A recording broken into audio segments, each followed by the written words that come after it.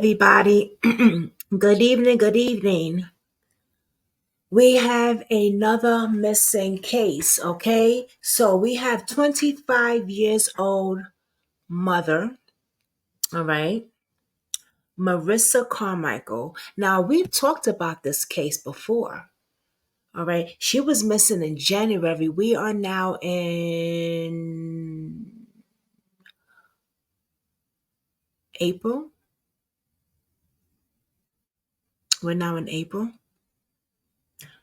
She's 25 years old. She was last seen January 14th at the Exxon on East Market Street around 3:40 that morning. Now, this case was very bizarre. I remember this case because she went out with a friend to the club, right? Then she went to the gas station.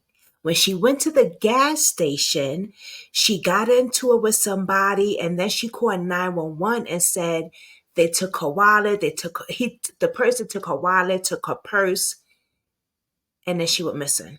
So that was very strange because we all was like, okay, well, if the person drove off with her wallet and her purse, who did she get in the car with that now she's missing? Marissa Carmel has long black and blonde braids, a heart-shaped tattoo on her face, and a butterfly tattoo near her eye. She's 25 years old, all right? And I believe she has 2 children.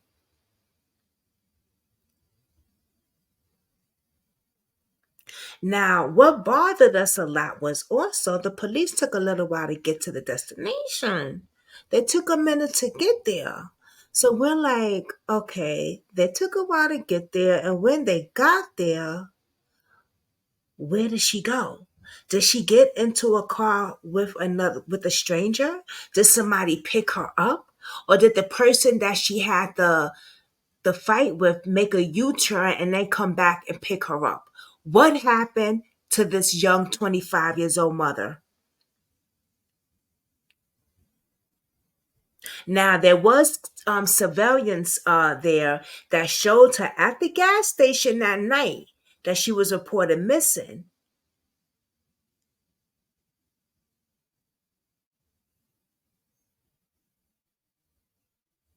But she also went to a hotel, I believe. So, what's really going on here? She went to the club. After that, she went to a what they call that, a R&B or whatever, a B&B or whatever the case is. Then she went to the gas station. See, you have to be careful who your peoples are, who your friends are. Because why aren't any of her friends talking? I'm sure they interviewed the people that she was at that party with. What happened? Someone knows something. But let's see what the news say because they feel, is this a trafficking case? Could this young lady have been trafficked? I think so, allegedly. But let's see what they have to say. Y'all know I'm all about showing y'all visuals. I'm just that type of chick. It has been almost a month since Marissa Carmichael vanished. She is 25 years old. She is a mother of 5, and her family and police are growing increasingly concerned for her safety. I want to give you a closer look now at her case. I could go. Let me go on my videos.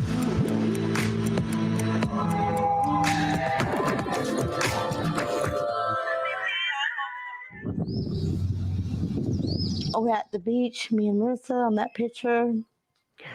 They're really close. Holding back tears, Sarah Carmichael scrolls through some of her favorite memories. She makes people laugh. She can turn like the littlest thing into a lot of fun. She says her daughter, Marissa, has always been like a best friend. We always kept in touch. We never went more than hours without being in touch. Until the early morning of January 14th. The 25-year-old had gone to the 117 Sofa Bar and Lounge in Greensboro, North Carolina with friends. At some point, the friends left, texting Marissa, "See you in the AM." And Marissa reportedly got a ride to an after-hours party at this home. Police crime scene technicians See, that's the shit that I'm talking about. Your people's leaving you. You go together, you stay together.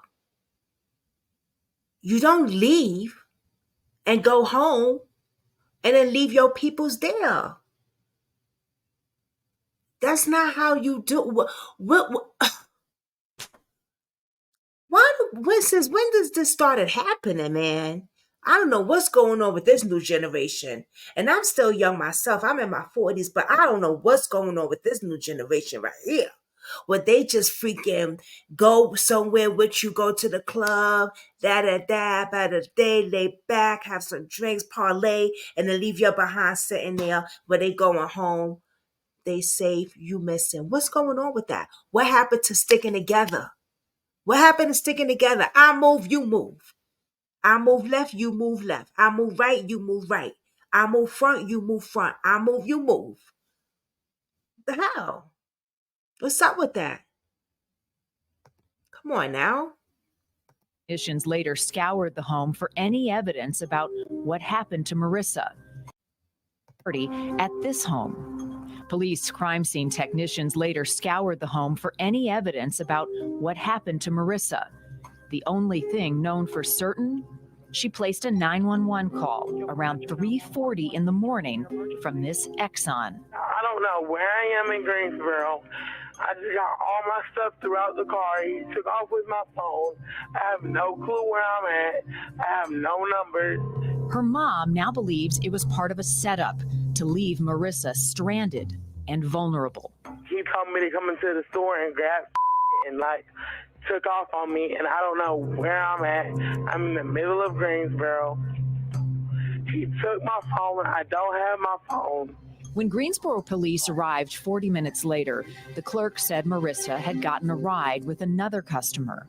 Her mother says Marissa tried to call her 2 more times that night from someone else's phone.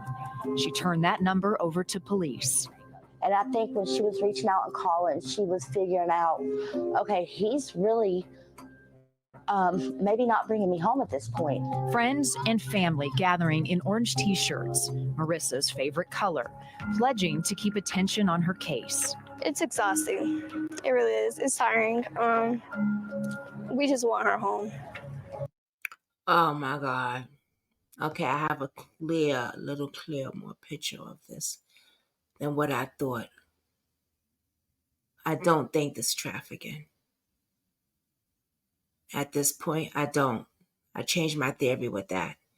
I do believe that this was a kidnapping.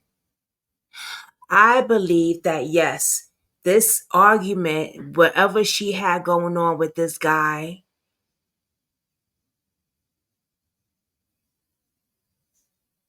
set something off. And he left her out there, stranded. And someone saw her vulnerability right out there at that store and said, sure, I'll take you home. Don't worry about it. Unless there was a setup, like her mother said, where the guy said, go in the store and get something. And then she came out and he threw all her stuff out the car and then left. And then maybe called somebody and said, yo, this is what's going on. I'm going to act, you going to go in the store and act like you going to be the nice guy and drive her home. And then maybe she was trafficked. Because that's what I had thought in the beginning when I first covered this, if you go back and look. I said maybe homeboy had his people set it up. But at this point, I don't know about it. But it's a real sad situation. And we got to keep pushing her story, just like y'all pushing everybody else's story. Sebastian Roberts' story is being pushed out there so much. He's getting a lot of attention, y'all. Let's keep on pushing other people's story out too.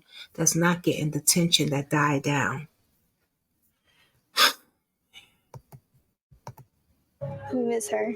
She's very optimistic. She's just a great person all the way around. And we just need to get her home. We just need to get her home. Police released an update on Facebook February 7th, saying the department is increasingly concerned for Marissa's welfare. Sarah Carmichael, frustrated. She says with all the cameras on Sentry around the Exxon, how can police not know more about the person who took her daughter?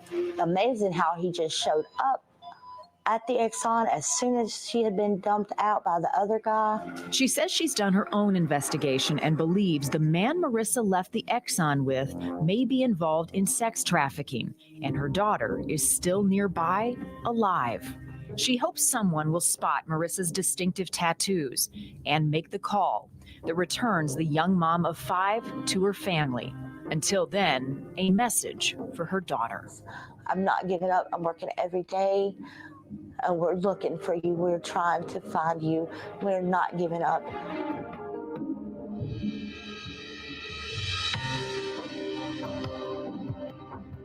Thank you.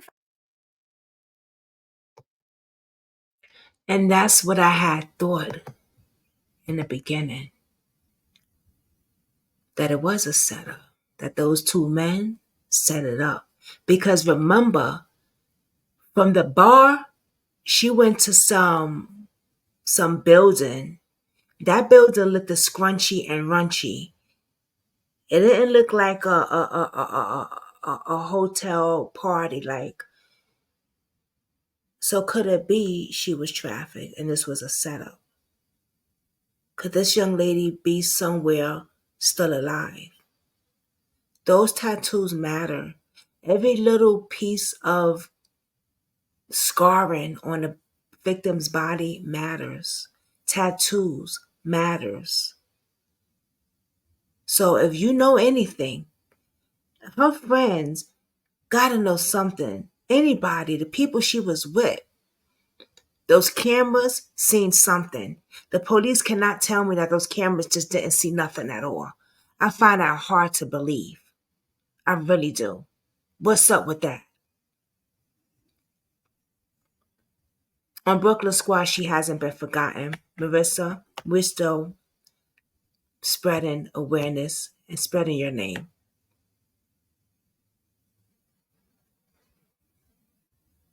And I hope and pray that you are found and found safe.